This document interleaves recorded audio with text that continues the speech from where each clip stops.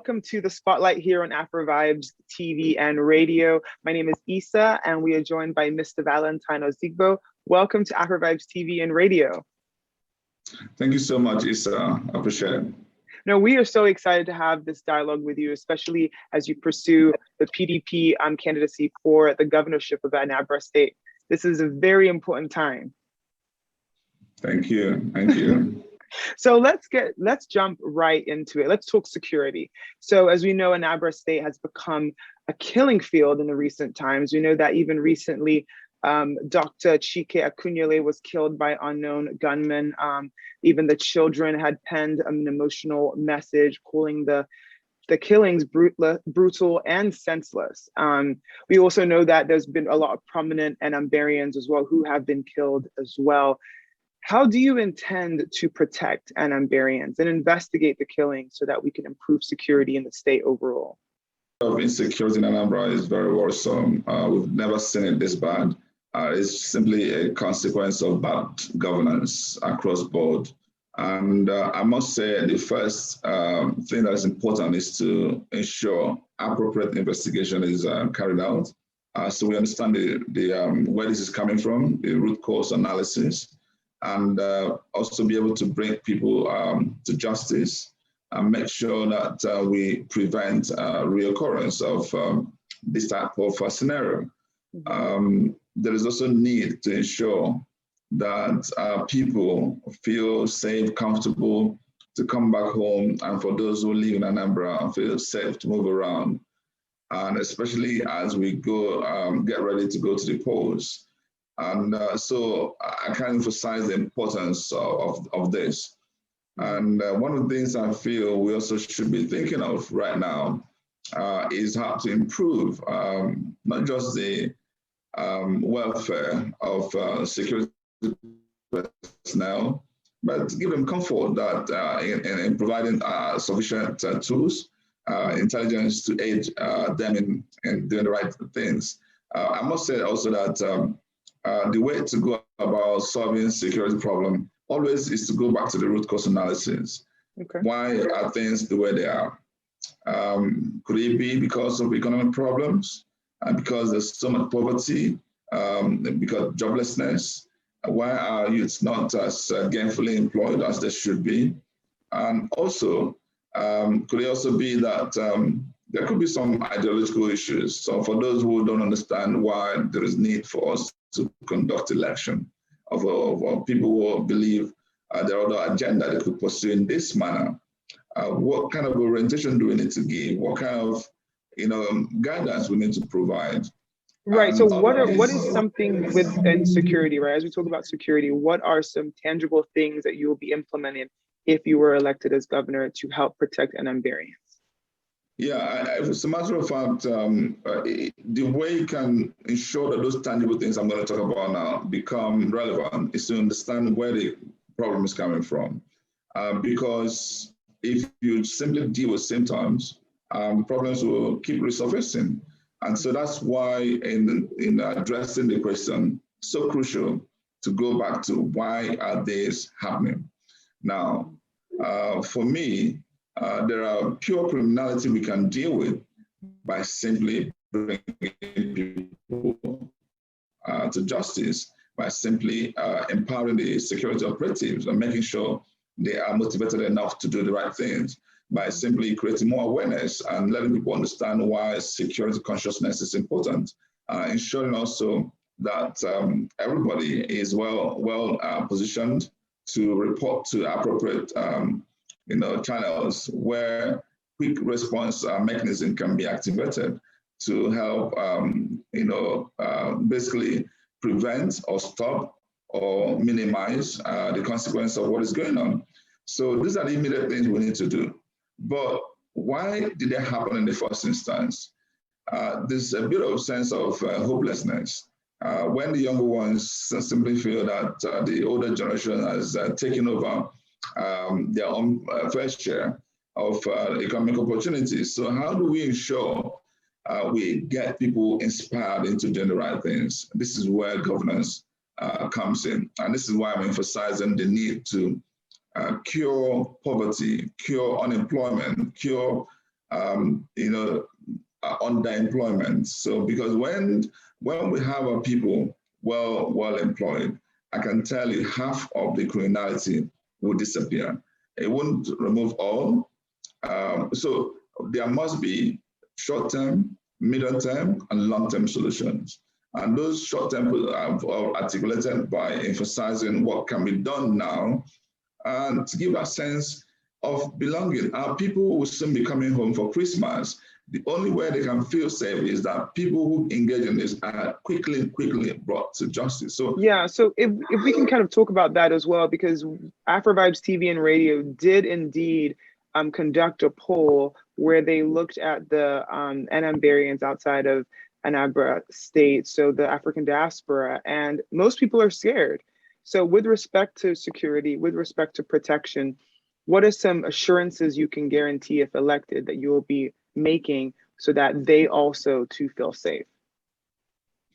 Yeah, for me, as you know, by the grace of God, I win the election November 6th, but I won't be governor yet. I'll be what is called governor-elect. I won't have all the executive powers, but even before then, there's simple steps I can take to help curtail what is going on. One is calling the attention of the leadership of security personnel institutions we have in Nigeria, demanding actionable steps to help improve security. As we had the incident happening in Anambra State, I already placed a call to a number of people, from IG of police to the head of DSS to the military, to ask what is going on here, what can you do in the immediate to help improve the situation here. And I believe that when we demand more of this, you will see more actions being taken. When you also try to provide basic incentives, encouragement, welfare, and also making sure we are partnering with the right institutions, the U.S. Embassy, the Israeli Embassy, people who have dealt with more difficult situations like this. I can tell you we can find a lasting solution that can help improve the sense of safety for a number of people. Okay, and let's segue to infrastructure. This is a very, very important topic, especially as, Anambarians drive from one place to another, they encounter roads, potholes, so what are you going to do if elected to make sure that the roads and the infrastructure improve? How do you plan to sustain and improve them? And yeah, what do you intend to do to improve the infrastructure in the state if elected? Let me tell you this, infrastructure is so critical. Not just for our immediate need. One of the things, reasons I'm in this race is thinking of how Anambra can catch up with the rest of the world. And so one thing is to make sure we're comfortable. So there are basic infrastructure that must be provided so that we can live somewhere that we can feel that basic, ordinary human beings can be comfortable with. But we also need another level of infrastructure that can help us to take things to a level not seen before. And this is about, well, like I said before, catching up with the rest of the world. If you're running behind, if you're far behind, and you need to catch up with the rest of the world, you need to move at a much faster pace. Otherwise, you're going to be left behind continually, and that's not what we want to be. Now, what are those basic infrastructure? When I went around Anambra, the whole 21 local governments over 7 times, asking them, what do you want from your governor? It's important to understand what they need rather than inferring what you think they need. So it was clear to me that the single most important need is actually road infrastructure. And with that added to the security that we spoke about already. And the next you're going to see is power infrastructure. So these two infrastructure, in addition to security, are the 3 most basic needs that we must take care of. And I have already evolved practical, simple ways on what we can do beyond just devoting, voting enough money to get roads fixed. It's also bringing the creativity, because you may find that we may not have all the money to do all the roads at the same time. And so how do we leverage the power that lies within our people? We have tons of billionaires in Anambra State. Can we partner, inspire them to be part of governance? Yes. How do we do that? Hey, gentlemen, you're doing so well. You've built a 5-kilometer road in your village. We will match that 5 kilometer from government resources so that in your village, you can brag about the fact that you brought this level of development to your village. And you know what's going to happen? The next village is going to, come on, why are you doing only this in that village? Okay, you go do yours and then come back and match, what you've done. So when we do this, we will start to move in a direction of competitiveness, where people are competing and bragging about how many roads they've constructed. And we can also extend this to other infrastructure like schools and healthcare. But let's focus on road for now. So when we do this, and I've already made this promise, it's part of my manifesto, it's part of the agenda we're going to pursue. That way, there's no reason why we can't do up to 150-kilometer roads a year at a minimum. And so this is what we intend to do. But beyond roads, now let's talk about the other type of infrastructure that can now lead us to better competitiveness as Anambra people. We are business people. We're known as traders mostly, and therefore we must prioritize commerce. And one way we can achieve this is to fix power, fix gas infrastructure, fix port infrastructure. And we can do this either through partnership, through PPP, public-private partnership, or through also leveraging on the power of multilaterals and bilaterals, where we can actually raise the needed funding on a long-term basis and ensure that these infrastructure are built in a manner that will heighten the level of competitiveness. What this simply means is that we can lower the cost of production, cost of trading, cost of anything in Anambra State, and in heightening the efficiency. What that means, therefore, is that Anambra can become a haven where businesses thrive better in Nigeria than elsewhere. I want us to be #1 competitive state in Nigeria, and this can only be achieved by investing in the right infrastructure with sufficient return on equity employed. So when we do this, I can bet you start considering coming to Anabra to set up your studio rather than talking to me from the US now. I hope so. That would be awesome. And so we've talked about security, we've talked about infrastructure. So naturally, let's talk about healthcare. And so in 2020, it was a very hard year for a lot of people. People lost their lives, their family members, their friends. May their souls rest in peace. There's a lot going on here. We need to have a leader that is focused on healthcare. So how do you plan to keep the number of COVID deaths to a minimal? And outside of COVID, how do you plan on helping the medical care in the community and equipping the doctors with the tools they need and the equipment they can use, and enabling Anambarians to have affordable, quality healthcare? How do you plan to do this? Healthcare is so crucial. It's part of what I consider the human capacity indices, where if you take care of education, take care of health, I can tell you we have a better standard of living.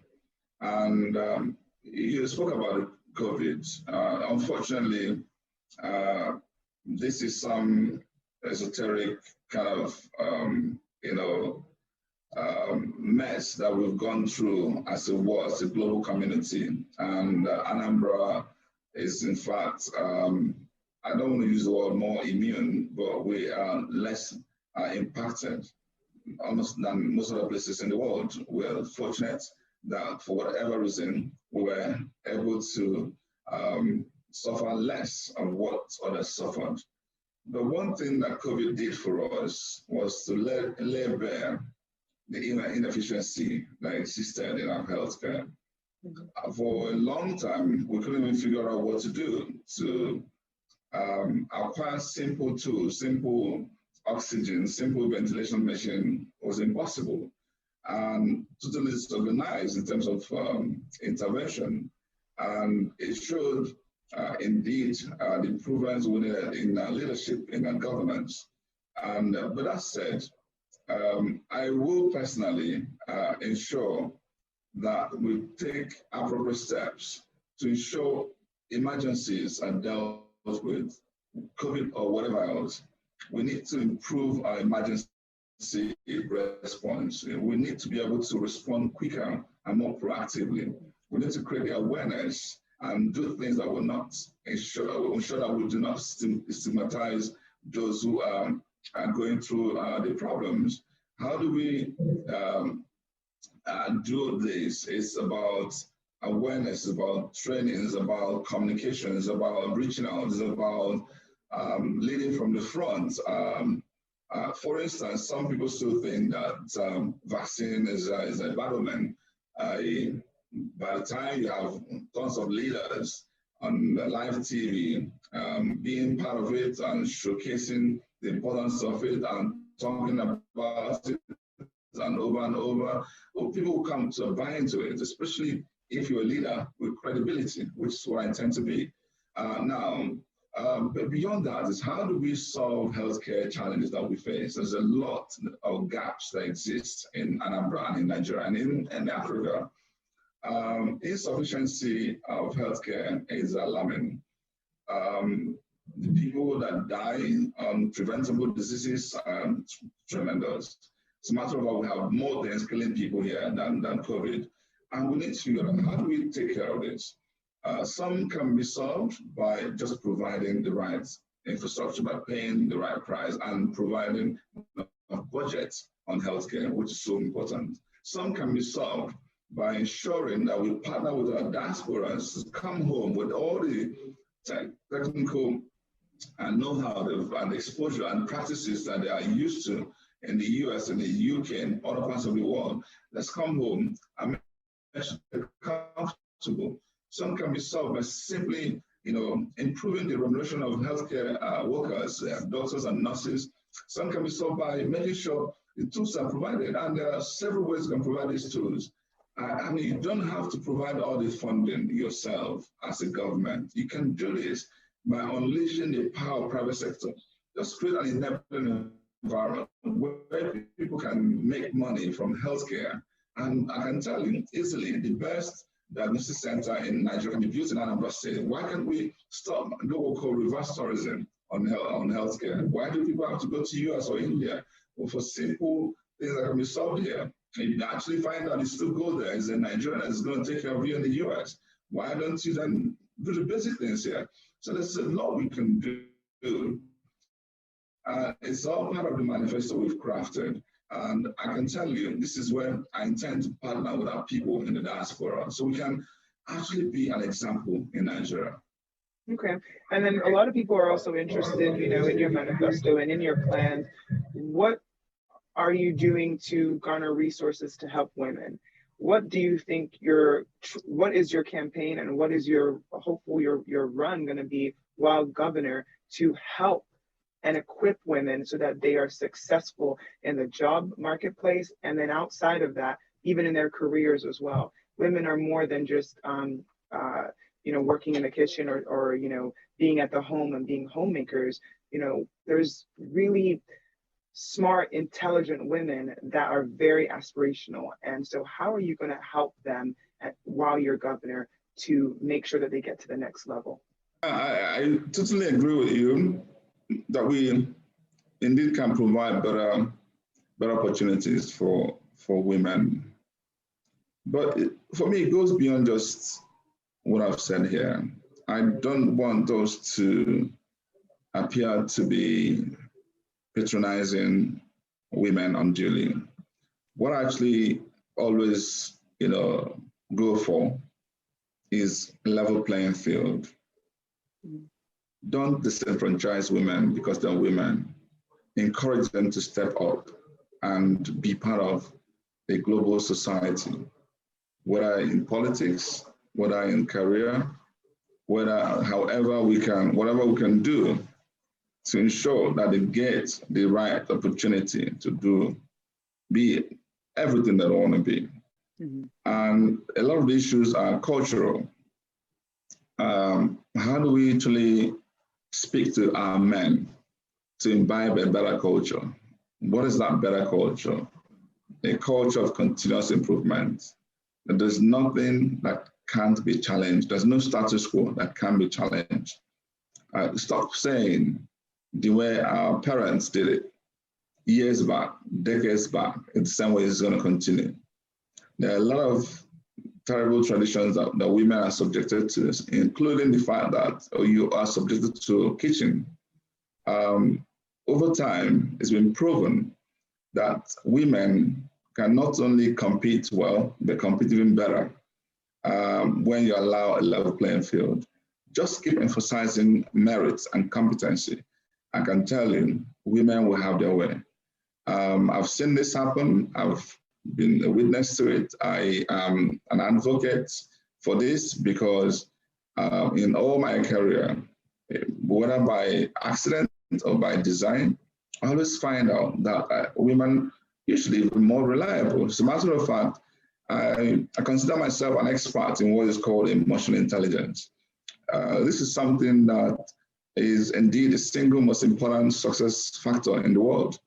Whatever you do, once you treat a fellow human being as an emotional being, showing courtesy and respect, being humble, knowing that you don't know it all, and showing also mastery of your circumstance, once you can do this, you're bound to succeed in life.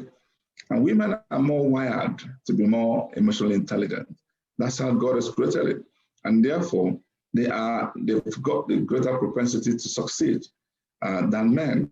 And this is why I am attracted to working more with women than men. This is why when I was in banking, for instance, as head of embassies and multilateral, I handed over to Anita, who's a woman. When I was a director for global transition banking, I handed over to Uche, who is a woman. When I was CEO of Transcorp Hotels PLC and I was leaving, I handed over to a woman who is called Owen, then Owen handed to Dupe. And when I became president of Transcorp and I left, I again handed over to a woman. The point I'm making here is that there's already that implicit trust and confidence that women can deliver.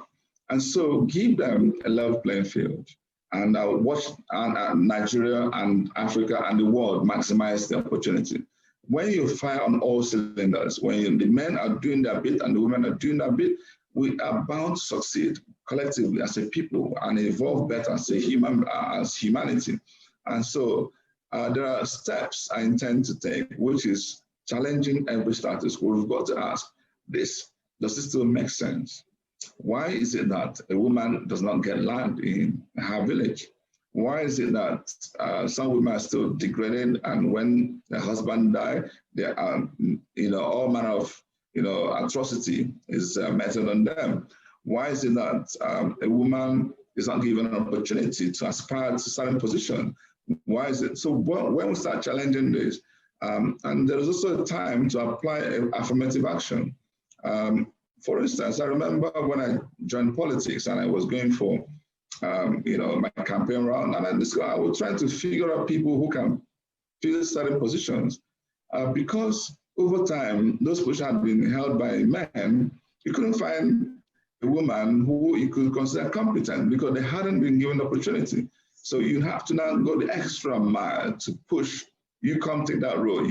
So that is the only way affirmative action is given. Man, for me, let me make this point clear by concluding. If I have a man and a woman who I consider equally competent for a role, trust me, I'll go for a woman. But I will not sacrifice competency on the altar of sexism. If the man is more competent, sorry, I will go with the man. So this is how I think we can evolve as a people. As it should be. Policy. Thank you. Yeah. And then let's also talk about youth, right? Youth are our future. And so what programs do you plan to implement to help them afford higher schooling? How are you going to help them to get quality jobs, and not just jobs, but stay employed and have, successful careers? So what are your plans for Anambra youth if elected? I am thankful that I'm not just youthful, I'm also a youth. I consider myself a model for the youth, and because over time I have prioritized the youth in all that I've done. I am tagged King of the Youth because of the things I've done in the past. Let me share a few examples. When I started my foundation, the focus was actually on the youths and women. And I did what I call four-pronged programs. One is leadership training, making sure the vision is set, making sure that people understand things like succession planning, what is that can do and learn to help their circumstance. How can we inspire younger ones into greatness? How do we make sure they get well exposed so they don't sit in the comfort of their village and think that's where the world ends? So that's one part. And so I've had to fly people from the US, from the UK, from different parts of Nigeria into my village and conduct training of such. Number two, I figured out also that because we don't have sufficient jobs and employment available, and so if you go around, you always find a number of people looking for a job with less opportunities. So what do? How do you make them their own employers of labor? So let's emphasize and inspire entrepreneurship in them. And so we started what we call business plan competition. If you have great business ideas, go to the website, fill in the ideas, and let's judge you. And let's basically see who has the best of ideas. And here we provide cash funding. We provide up to 2 million naira cash, up to 1 million for the first prize, second, third prize, 1 million each. And we do this, and we follow up with mentorship, not just the money, but also the guidance that we follow. Number three, there are people who also may have other skills, ideas, who conduct talent hunt. So those who are good in acting, singing, dancing, comedy. And with this, we get them to be part of big movies and we give them bragging rights, and hopefully they can grow from there. And then we end up with Carnival. At this point, we have up to 10,000 youths who gather. I was doing this almost on a yearly basis, and this is how I gained that name, King of the Youth. And I also started a company called Fit and Tricks, which is freestyle football promotion, and I became the biggest promoter in Africa. If you Google Fit and Tricks, you will see amazing stuff. When I organized the championship, up to 30 countries get represented here. And then the same way, I've gone even in church, when I was chairman of Unusual Praise, which is the largest Kali Gospel event in Africa. You see that I also prioritize the youths and even started a program called the Unusual Entrepreneur, where we are able to, how do we get people to be empowered economically within the church so that you're coming to church not just for spiritual upliftment, but also what you can gain economically. So all these are parts of what I have done in the past to give you an idea of how I intend to govern in Anambra State. I will be emphasizing things that will promote entrepreneurship, empowerment, things that are biased for the youth, because I think they are far more important. They have longer lives to live than those who are already on their way out. And so if you touch them positively, you touch humanity more impactfully. So I will be emphasizing things like entertainment, sports, businesses, entrepreneurship, and agriculture, looking at things that can help them make a living, be comfortable, and over time, be an inspiration onto other youths. Okay. And in closing, a lot of people know you, Mr. Valentine Ozigbo, but a lot of people may not be familiar with your accolades. This is not a time to be humble, but in this closing part of this interview, could you please enlighten us and tell us why you were qualified to be running and to be running as the authentic candidate for the PDP candidate for Anambra State, but also why you were qualified to be successful if elected as the governor of Anambra State. Please, don't be humble.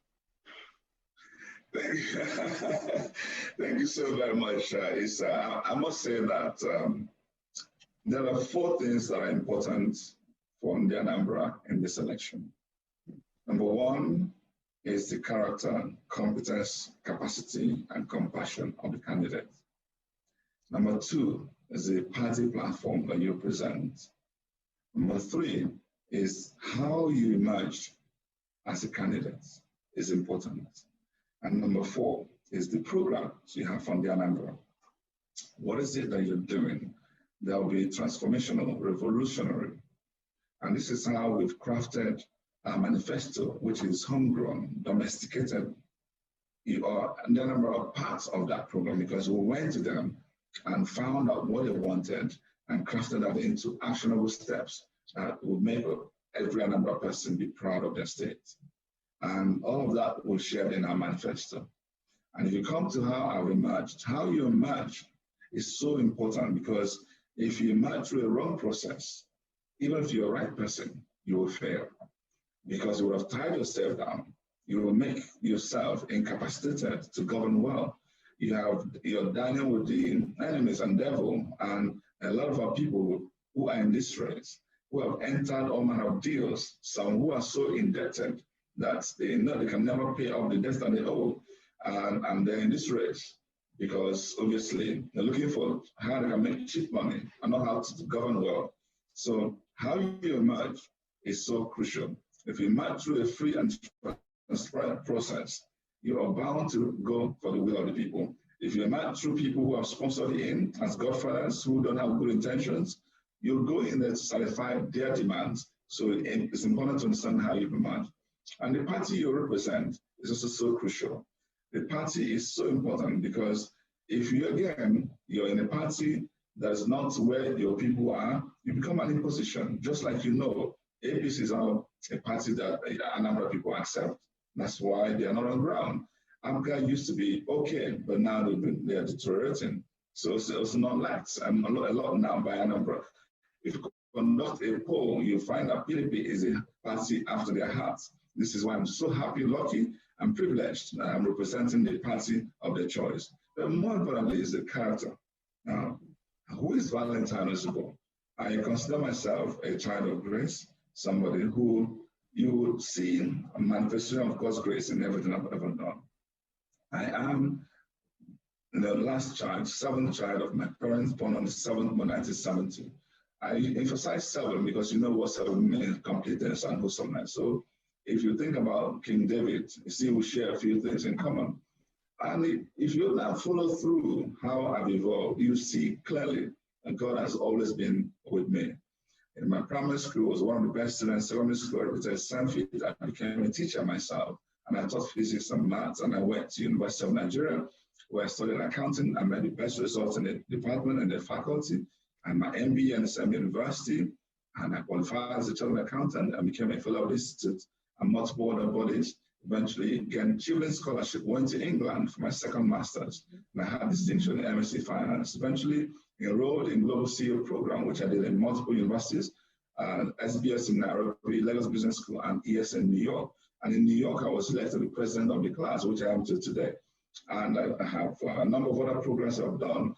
And I served for 17 years in the banking industry. Within the first year, I was the best staff of Diamond Bank in Nigeria. Within 5 years, I became a branch manager. Within 7 years, I became a regional manager. Eventually rose up to the level of a general manager position. I handled very important roles from head of offshore liaison, head of embassies and multilaterals, head of international banking, head of global international banking, and I became a teacher in banking. I taught over 1,500 bankers in Nigeria. I was developing banks in multiple countries of the world, from US to China to UK to Dubai, and many countries in Africa. So I gained sufficient exposure, and in this exposure, I would interact with presidents, central bank governor, and finance ministers before I got into hospitality, where I was CEO of Transcorp Hotels PLC. And in this, within 7 years, I transformed with my team, transformed the hotel to become the best business hotel in Africa. I became one of the most decorated persons in Africa because I was awarded CEO of the Year in Spain and Hospitality Man of the Year in Greece in different years. Eventually, I was elevated to become the president of Transcorp Group, and covering power, oil and gas, hospitality, and agribusiness. So if you think about who I am, I'm a man in pursuit of excellence. This is excellence I'm coming to bring to bear in Anambra State. I'm a man with multifaceted experiences, from accounting to banking to business development to agriculture to power to hospitality to oil and gas to sports to entertainment to technology. What else do you need to govern Anambra well that I don't have? If you also think about how do you get wired? The soft skills are so important. You're looking for somebody who has the right emotional intelligence, who is humble enough, who understands what it means to listen to the team and build a cohesion that's required. Managing diversity. This is even where I trump most of the people I'm running, if not all. So I want to say this, there can't be a better choice from the Anambra. I'm making this promise, not just because of also who I am, but also the kind of running mate that I have. As looking at more as an example woman, I have the best running mate you can find. And by the grace of God, I'm the best option Anambra has. And all you need to do is go back to my trajectory, my history, check the people I've dealt with. Look, think about the goodwill of the mass over time. And I also have the right contacts, connection, network to ensure that we bring Anambra to a level every single one of us Anambra people can be proud of. So I'm committing to changing our story in this world, using Anambra as an example. Awesome. And we just want to say congratulations on your recent victory as an authentic candidate for the PDP party at the Anambra poll scheduled to hold in November. We wish you all the best of luck, Mr. Valentine Ozigbo. Thank you so much for coming on to Afrovibes TV and Radio, the #1 African and Caribbean station worldwide. This is The Spotlight. My name is Issa. Thank you guys for tuning in to watch this as well. Just want to remind you guys also. Thank you. We just want to remind you guys to download our app. Just before you do that reminder, just to remind everybody that you are voting for PDP where you have an umbrella sign. And with that, you'll be voting for progress. Thank you. Yes, Anambarians, you have to go out and vote. So thank you so much, though, for coming on and enlightening us and telling us why you are such a great candidate. Thank you. If you guys have any questions, please go onto our Instagram page, go onto our Facebook page, go onto our website, and go onto our emails as well, and email us and let us know what you guys think and feel. We're here for all of the feedback. So thank you for tuning in to The Spotlight here on Afrovibes TV and Radio. Remember to follow us, download our app, and we will see you next time.